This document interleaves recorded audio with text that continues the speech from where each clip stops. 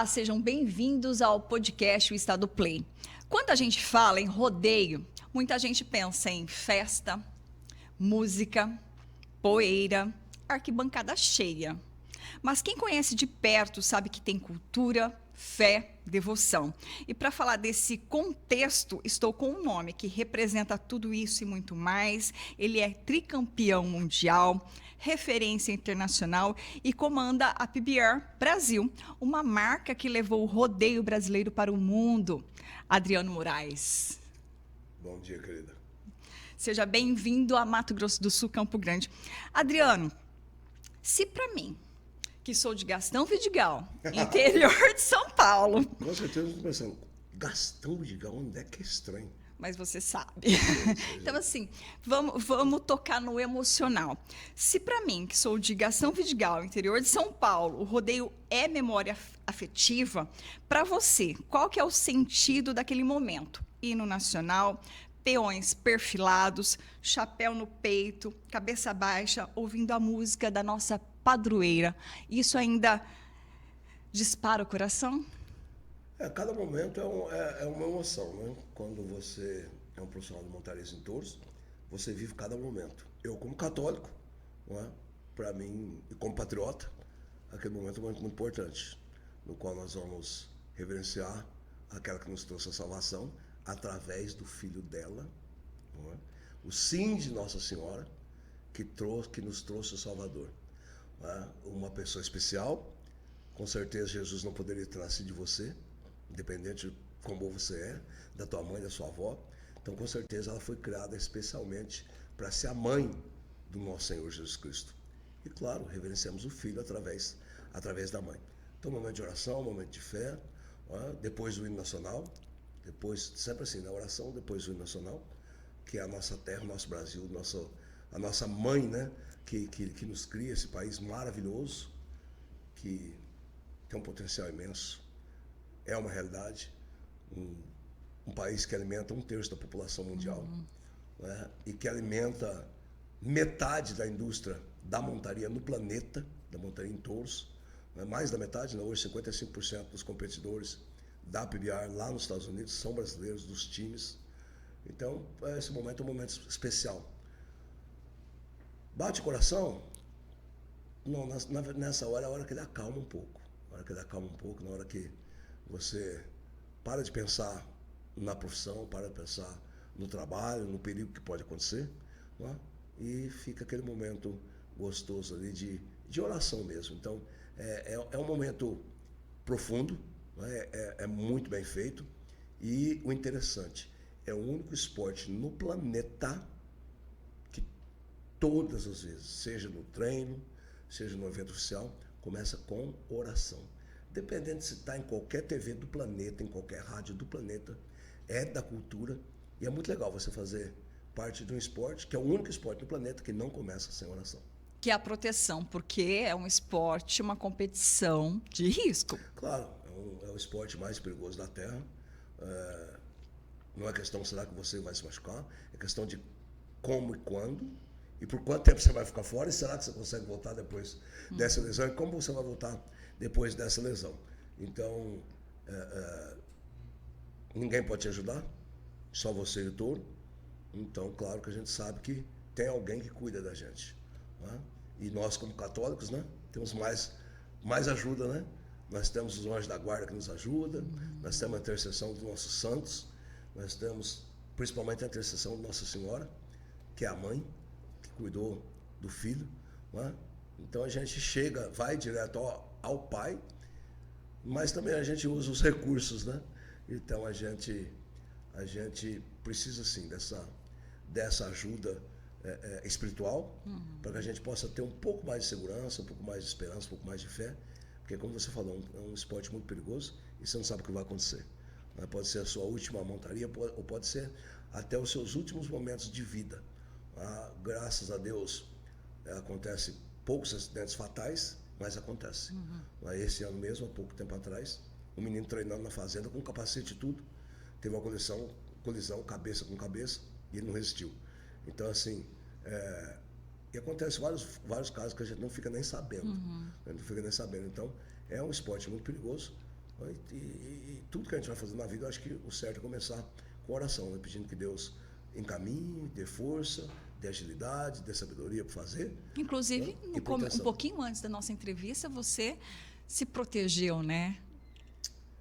Na verdade, eu acredito que nós somos templo do Espírito Santo.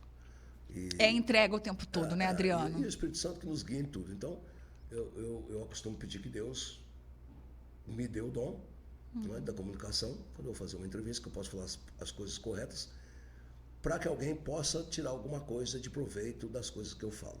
Eu acho que tudo que a gente fala não pode ser jogado ao vento. Não é?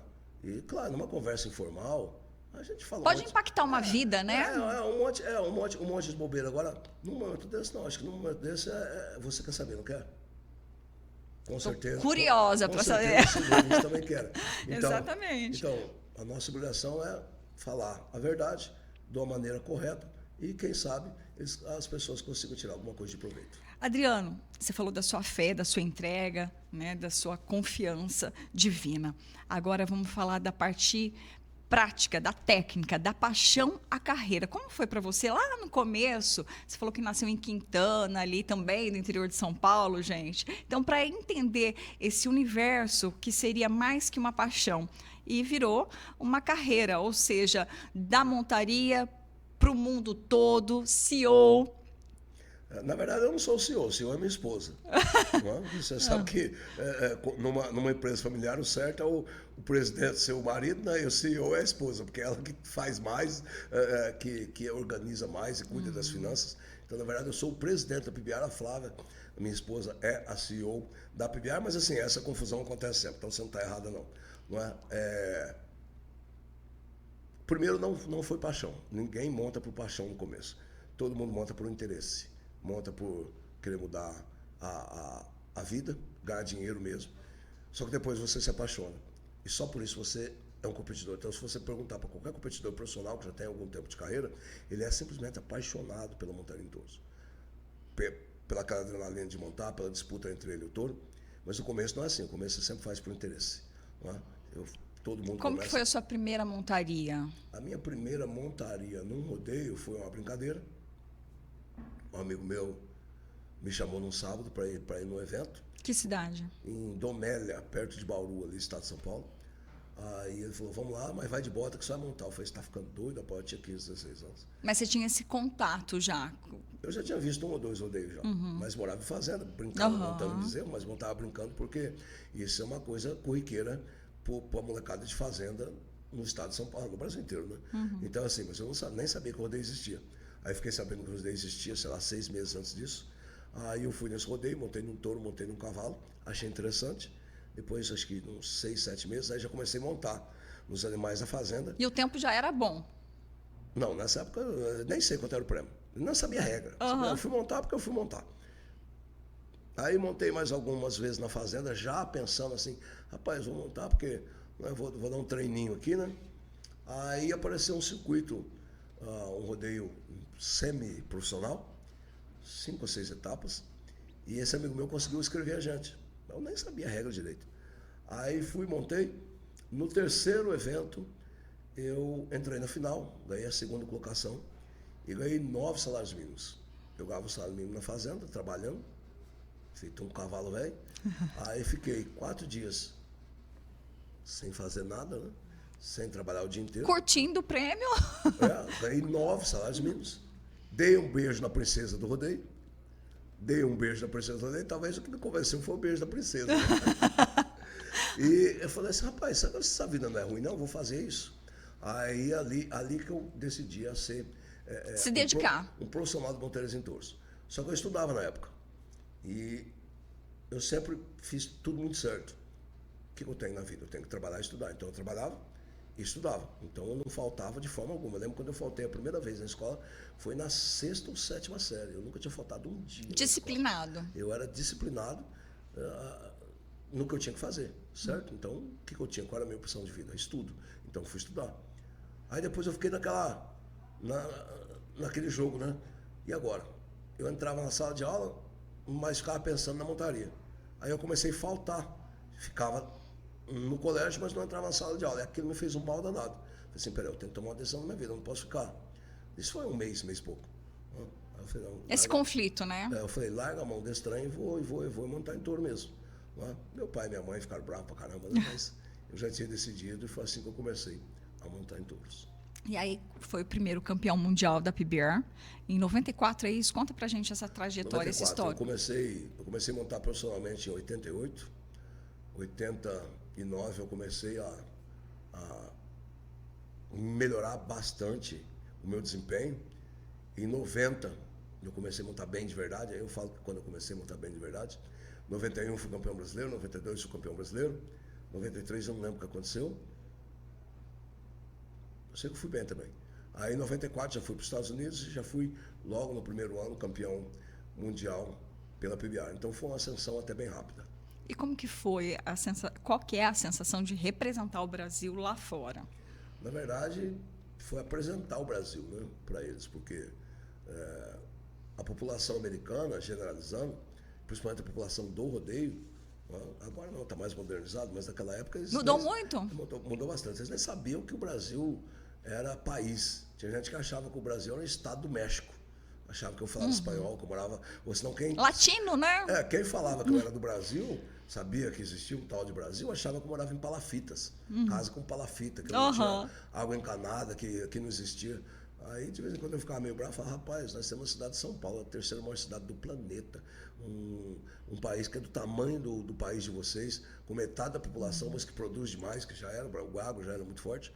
Mas assim, o povo nem sabia que o Brasil existia. Então, na verdade, eu não representei o Brasil, na verdade, eu apresentei o Brasil para a indústria. Então, ficaram sabendo o que era o Brasil, que aqui no Brasil tinha rodeio. Aí surgiu a curiosidade, né, de saber quem era o Brasil, por que o Brasil produziu um competidor que logo na primeira temporada, sem falar inglês, sem saber da cultura dele, já foi e já ganhou dos próprios americanos, que são os criadores da profissão. Então, assim, tudo que eu faço com responsabilidade. Eu acho que como diz o Pequeno Príncipe, né, você é responsável pelas pessoas que você cativa. Então, eu sempre tive essa responsabilidade. Se alguém quer falar comigo, eu tenho que representar o que eu faço muito bem. Então, se eu represento um país, eu tenho que representá-lo bem. Se eu represento uma classe, eu tenho que representá-la bem. Mas, se eu represento o ser humano, eu tenho que ser um bom exemplo de ser humano. Se eu falo que eu sou católico, eu tenho que ser um bom exemplo de católico. Então, eu sempre faço tudo com muita responsabilidade. Então, assim, eu nem percebo que eu ajo com essa responsabilidade. Sabe? Porque já é da minha formação. Pessoal, não foi ninguém que me ensinou isso, não. Isso eu sempre tive comigo, sabe? De fazer o melhor. Eu aprendi com o Padre Jonas, né, que o problema é meu, o meu rosto é dos outros. Né? Então, ninguém tem que saber do meu problema, todo mundo tem que saber do que está acontecendo, do que é bom, tudo positivo, tudo. Se eu estou machucado, ninguém quer saber, porque também ninguém está ligando, sabe? Não tem esse choramingar, não. O homem é homem, e eu estou me lixando que você está tristinho, que você está doendo, que você está machucado, fica em casa. Mas não vem aqui chorar, não. Você está aqui, seja firme, não chora, não. Então, engole o choro e vai. Então, assim, eu faço tudo com muita responsabilidade. Então, fala assim, Adriano, você tem orgulho de representar o Brasil? Eu não, acho que eu tenho obrigação de representar o Brasil. Você tem orgulho de fazer? Eu não tenho orgulho de nada. Eu tenho obrigações na minha vida que eu as faço. E é isso, Adriano, assim, dessa conduta responsável que te levou de competidor a presidente da PBR? Eu acredito que sim, Desde o início eu sempre prestei atenção como o evento acontece. E por que o evento acontece? Gestão, né? A gestão. Eu lembro que 6 meses de carreira, eu fui num evento grande e tinha a maior companhia de rodeio do Brasil, que era a Marca Estrela, da lenda, que já faleceu há muitos anos atrás, Zé do Prato, o melhor locutor que já existiu. Então, eles que mandavam no rodeio e não existiam regras. Era tudo feito num bom senso, num senso comum, nenhuma tradição, não tinha nada escrito. Para fazer acontecer. Era porque era, daquele jeito. E eu lembro que na hora da abertura, tocava, era tudo código, né? Até hoje é em código, né? O Brasil é desorganizado, organizado, né? Uma organização desorganizada. A gente faz acontecer. Ou uma desorganização organizada, não sei como classifica direito. Então, quando tocava a musiquinha, entrava um salva-vidas com a fila dos peões de cavalo e um salva-vida com a fila dos peões de touro. E aí fazia aquela aberturinha simplesinha, bacana pra caramba, histórica, né? Mais simplesinha. E começou, pem, eu na fila, né? Eu quis entrar, todo mundo segurou. Tá bom. Aí parou a música, aí tocou de novo. Com vocês, campeões de rodeio do Brasil. Zé do Prato falando, pem, ninguém entrou. Falei, vamos, gente, vamos. Calma. O que está acontecendo? Falei, tá em greve. Greve? Greve do quê? Reivindicando melhores. Porque, nossa, era muito dinheiro, cara. Isso era que nem um show de Silvio Santos. Quem quer dinheiro? Jogar dinheiro para tudo que tá lá. Era muito dinheiro. Então, os competidores ganhavam um prêmio que se chamava de consolação. Porque eu acho que se ele caía, ele ficava consolado porque tinha um prêmio. Cara, e às vezes, o prêmio de consolação diária eram 3/4 do salário mínimo. Você imagina, 3/4 do salário mínimo, uma noite de evento? Então, assim, a indústria do rodeio aqui já foi muito rica, dava muito dinheiro para os competidores. Aí eu falei assim, mas por que não? Mas por causa do quê? Por causa de quê? Por causa de quê? Aí eu falei assim, não, por causa da consola. Eu falei, mas quanto é? Eu falei, não sei. Eu falei, mas peraí, vocês estão em greve para não entrar, querendo uma melhor consola, mas vocês não sabem o preço. Mas vocês perguntaram? Não. Eu falei, caramba, vai alguém lá e pergunta quanto que é o desgrama da consola e para ver se... Não é? Aí ninguém ia. Eu falei, eu vou lá. Fui lá no presidente, eu tinha 18 anos. Fui lá no presidente, sei lá, presidente, comissão. Jovem peão de rodeio. Alguém falou assim, quanto que é a consola? O que está a consola? Eu falei, os peões não querem mudar, não. Foi por quê? Você quer consola? Quanto que é a consola? Falou, consola, cara, a gente fala consola. Quanto que é a consola? Não lembro, tanto. Falei assim, tá bom. Fui lá e falei, é tanto. Não queremos. Mas quanto vocês querem? Quanto eles pagam? Eu falei, caramba, fala quanto vocês querem. Eu sei que com 2 minutos eu acabei com a greve. Você foi o porta-voz ali, iniciativa. E fizemos um evento, começou rapidinho. Na outra semana, aconteceu a mesma coisa. Por quê? O moleque tá aqui, ele vai fazer. Aí com 6 meses eu fiquei com fama de grevista. Eu falei, caramba, eu não sou grevista, eu sou o cara que acelera a coisa. Que vai resolver. Que ligaram pro meu patrão, que eu trabalhava para a companhia Passeio de Rodeio Madrugada, de Itápolis, o Carlos Roberto Galheiro, que já faleceu, né? E ele levava os touros, levava os competidores. Aí a comissão, uma certa comissão ligou para ele. Quando ele ligou, falou assim, mas não traz caminhão que ele é grevista. Eu falei, não, você tinha que pagar para esse moleque aqui, porque ele é o que quebra a greve, ele é o que faz acontecer. Você estava representando, né? Mas assim, na verdade eu estava pensando nos dois interesses. Estava pensando no espetáculo. As duas vias. Eu sempre pensei no espetáculo, sabe? Mas peraí, por que nós estamos parados aqui por causa de uma falta de comunicação? É só ir lá comunicar. Eu pago tanto, eu quero tanto, vamos negociar, pronto, vamos começar. Sabe? Então, desde o começo eu sempre tive essa tendência à organização, ao evento. O evento tem que acontecer, o espetáculo tem que acontecer. E foi uma ascensão, uma mudança natural. Quando eu cheguei nos Estados Unidos, no instantinho eu aprendi a falar inglês, porque eu gosto de conversar. Se eu ficar na China 6 meses, eu aprendo mandarim rapidinho, porque eu tenho que falar, eu respiro conversando, eu gosto de comunicar, eu gosto de saber como é que funciona as coisas. E eu já logo no começo fiquei sabendo como é que funcionava a PBR, qual era o plano da PBR, o que a PBR queria fazer, porque a PBR tinha sido, eu sou o primeiro campeão mundial da incorporação, da PBR eu sou o primeiro campeão mundial. Porque o primeiro campeonato foi em 94, ele foi fundado em 92, eu cheguei no finalzinho em 93, então eu não sou fundador, mas eu estava desde o primeiro evento oficial. Respirando da PBR. No início. Então, como eu já participava de todas as reuniões, fazia as perguntas, eu queria saber das coisas, eu tinha interesse. Aí, na primeira oportunidade, quando o primeiro fundador saiu da diretoria, foi unânime, não que foi votação unânime, o único nome que a diretoria apresentou, unanimamente, foi o meu nome. Então eles ligaram e falaram, tem uma notícia, duas notícias boas. O cara saiu e você está na diretoria. Eu falei, beleza. E depois, quando teve uma expansão da PBR para o mundo, em 2006, eu fiquei responsável também, como diretor, logo no início, aqui da PBR Brasil. E depois, assim, foi uma coisa natural que desde o começo eu faço parte também da organização. Mesmo quando eu montava, eu já ajudava algumas comissões a executar o evento. Por exemplo, Barretos, eu sou independente, né? Eu não posso ser votado nem votar, porque eu entrei casado e chamo independentes, porque todos os membros, né, eles entram solteiros independentes. Né? E eu já entrei casado. Você tem a Flávia. Então por isso eu sou honorário. Mas assim, até mesmo o rodeio de Barretos, eu já ajudei a organizar muitas vezes, vendo a parte dos touros, a parte dos juízes, regra, regulamento, essas coisas. Então, para mim é natural hoje ser o presidente da PBR. E você está essa semana aqui em Campo Grande justamente porque PBR e agronegócio está presente em feiras, né? E na Expogenética não é diferente. É um evento que fala da ciência, excelência e futuro do agro. Como que você vê essa integração entre agronegócio e o rodeio? Nós temos essa felicidade aqui no Brasil de sermos os representantes do agronegócio na cidade. Nós somos a representação esportiva do agronegócio. Não é? Tudo da montaria em touro é agronegócio. Quem tem os touros? Pecuaristas. Não é? Quem são os competidores? 95% dos competidores saem da fazenda, saem ou da pecuária ou da agricultura, seja o que for, ou de pequenos sítios, não é? Mas é gente rural. Não é? Então, quem são os compradores dos nossos produtos? Quem vem assistir? Quem vai nos camarotes? Não é a molecada da cidade. A molecada da cidade não tem dinheiro. Não. A molecada da cidade tem. Mas são os filhos dos pecuaristas, dos agricultores. Que moram na cidade. Os agroboys. São os agroboys. Quem compra as caminhonetes? São os pecuaristas fazendeiros. Então, quem consome os nossos produtos é o pessoal do agro. Então, a gente está levando o agro, como eu falei no começo, né? Um país que alimenta 1/3 do planeta, né? De uma maneira sustentável, né? De uma maneira sem degradar. Nossa, Adriano, mas o que você está falando?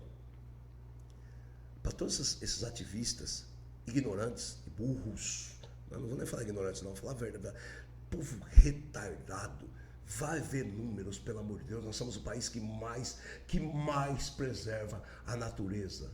E quem mais preserva a natureza? Onde está a maioria da reserva natural do país? Dentro das propriedades rurais. Nós somos, o agronegócio é quem mais preserva a natureza e cuida da natureza. Então, quem fala é porque é um ignorante, não sabe de números, não sabe de estatística, fala pelos cotovelos, é mais um ativista retardado para querer ganhar engajamento, mas que está passando vergonha. Mas se for falar com gente inteligente de verdade, está passando vergonha. Então, para a gente representar esse segmento que alimenta o país e que consome, que faz girar, né? O nosso PIB, quase metade, 38%, acho que vem da agroindústria. Então, assim, para a gente é um motivo de orgulho muito grande e supernatural.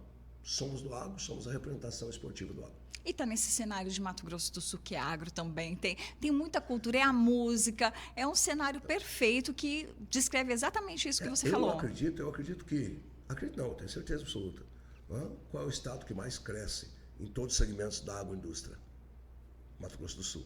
Olha só as nossas plantas novas do etanol de milho, olha só as novas plantas da cana-de-açúcar, como é que é? Suco, água, sei lá. Aqueles que tem lá de energia, não é? Assim, o estado do Mato Grosso do Sul é um estado que está crescendo demais, um estado que não para. Você viu, até a nossa pecuária, né? Nossa pecuária, que ela aumentou o número de cabeças de gado, diminuindo a área de pastagem. Não é? Porque hoje muita área de pastagem está virando agricultura, não é? Mas as áreas de pastagem que estavam degradadas por causa da agricultura estão sendo recuperadas. Então, é um estado que está sendo exemplo, né? O nosso governador está fazendo um trabalho magnífico, sabe? Vendendo o estado do Mato Grosso do Sul para o mundo. Você vê quanto que nós temos de incentivo que vem de fora, né? Quantas firmas internacionais indústrias que chegando estão aqui no Mato Grosso do Sul, que está causando um problema muito grande. Nós temos hoje um déficit de mão de obra. Não é só aqui, a cidade precisa de mais de 12.500 pessoas. Qualificação para trabalhar. Você vê, acho que Sorriso, não, qual que é? Eu sei que tem uma cidade aqui, não vou lembrar agora, que está sendo construído um aeroporto agora. Ela tem 6 mil habitantes e só uma indústria que tem lá precisa de 12.800 funcionários. Então, vai ter que triplicar a população da cidade para começar a funcionar. Então, imagina, um estado no qual tem déficit de mão de obra. Cara, assim, muita oportunidade. Então, aqui é o estado mais pujante que nós temos hoje dentro do Brasil é o estado do Mato Grosso do Sul. E para a gente é um orgulho muito grande estar aqui. Não é? Trazer a PBR para um povo que é o nosso povo, para quem gosta do rodeio, gosta do entretenimento. Nós trazemos um entretenimento diferente, um rodeio diferente. O evento da PBR não é um rodeio comum. Não é? O foco não é locutor, o foco não são shows, apesar de nós termos shows magníficos que hoje vai ser gravado. Eu esqueci o nome da dupla, mas uma dupla nova que está sendo lançada, não é muito boa, vai ser a gravação. Caio Gabriel hoje. Eu acho que é isso. A gravação do primeiro CD, depois nós temos Jades, nós temos Eduardo Costa. Mas o foco não são shows. O foco é o esporte Montarismo em Touros. Nós temos um ótimo locutor, para mim, o melhor locutor de rodeios do Brasil, mas você vai vê-lo lá, vai falar o nome dele uma vez e ele vai falar só sobre Campo Grande, PBR, os competidores e os touros. O foco não é ele. O foco não é ele, o foco é o esporte. Então é um evento diferenciado, dinâmico, e teremos transmissão ao vivo pela Bandeirantes, através do Sport TV. A Terra Viva também vai Band Sport, desculpa. Band Sport, né? Desculpa. Que eu tinha visto também anteriormente. A gente faz tanta coisa que a gente acaba misturando assim, através do Band Sport, através da Terra Viva, através de vocês cobrindo a gente também, toda a mídia aqui da cidade. Então é um evento que tem que ter horário. Ela começa exatamente às 9 Brasília, 8 horas da noite aqui, e 10 horas da noite, 10 horas aqui já acabou. Começa pontual, porque é ao vivo transmitido ao vivo, então é um evento totalmente diferente, né? Quem já foi o ano passado já experienciou essa diferença. É um evento muito dinâmico, né? Ele é um evento, é um entretenimento esportivo, não é um entretenimento cultural. É um entretenimento esportivo, dentro de um local maravilhoso, dentro da Expo Genética, junto com o Paulo Matos, da Nelore do Mato Grosso do Sul, não é? Que faz uma exposição maravilhosa, que você pode chegar às 8 horas da manhã, quando abre os portões, você vai ver animais de excelente qualidade, uma gastronomia maravilhosa, parque de diversão, enfim, é entretenimento para a família inteira. À noite, a montaria, depois um show, e aqui temos a melhor lei do mundo. 00:30 não pode ter mais barulho nenhum. Não é? Exatamente. Aí acaba tudo. Adriano, a mensagem de superação. Eu estava pensando exatamente. Rodeio, assim como a comunicação, tem esse poder de contar histórias de superação, trazendo para o dia a dia a entender que por trás de cada montaria tem um homem que sonha, cai, levanta e segue em frente, assim como o nosso dia a dia? Sim. Esses dias fizemos um seminário de juízes e quem foi palestrar foi um filósofo, falando da idoneidade, da importância da idoneidade dos juízes e falando o porquê que a montaria em touros ela tem um fascínio, né? Todo mundo gosta. Por quê? Ele fez uma analogia filosófica. O touro significa a nossa vida, nosso cotidiano caótico, não é? Desordenado, não é? Que acontece várias coisas durante o dia, e nós, seres humanos comuns, não é? Vencemos diariamente essa batalha. E no dia está lá. A gente não extermina o touro. Não é? A gente cai, levanta, sofre, mas sempre com a visão lá na frente. Então, subconscientemente, as pessoas se conectam com a montaria em touros, porque aquela ação, ela fala do nosso cotidiano, sabe? Então, essa é a beleza, não é? Da vida cotidiana. Temos os nossos problemas, mas nós, na nossa fragilidade, mas com a força que o Criador nos dá, a gente consegue superar todos os problemas e enfrentá-lo novamente. Vai ser assim até o dia da nossa despedida, não é? Essa batalha de sobrevivência, não é? E a gente ali é uma representação mais gritante do que acontece no cotidiano normal, é por isso que as pessoas amam tanto a montaria em touro.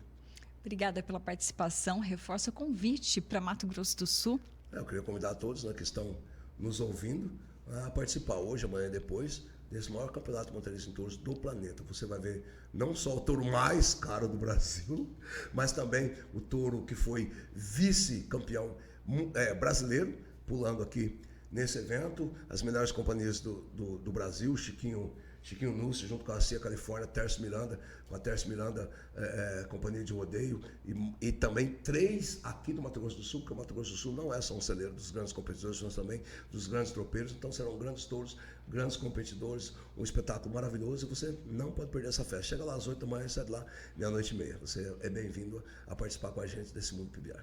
Tá aí o convite, então. Obrigada por essa conversa inspiradora, Adriano. E que a coragem, a fé que movem os peões também movam a gente a enfrentar nossos próprios touros do dia a dia. O episódio do podcast O Estado Play fica por aqui. Até o próximo.